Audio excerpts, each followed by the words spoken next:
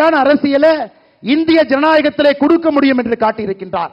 நம் முன்னால் நின்று கொண்டிருக்கின்றார். ஐயா மோடி ஐயாவுடைய வெற்றியை பத்தி சந்தேகம் யாருக்கு இல்ல?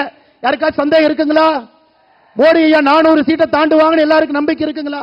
உறுதியாக 400 எம்பியை தாண்ட போறாங்க.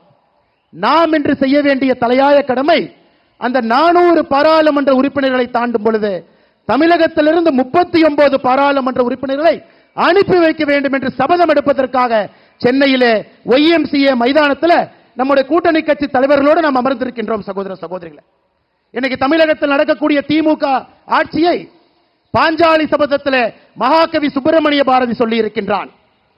பேய் அரசாண்டால் பிணம் தின்னும் சாத்திரங்கள் என்று சொல்லி இருக்கின்றான்.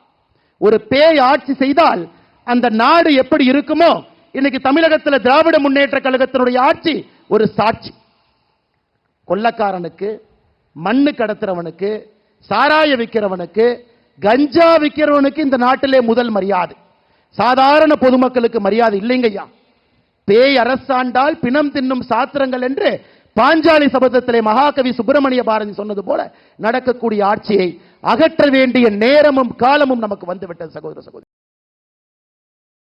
செய்திகளை உள்ளது உள்ளபடி தெரிந்து கொள்ள ரெஃப்ளெக்ட் நியூஸை சப்ஸ்கிரைப் பண்ணுங்க.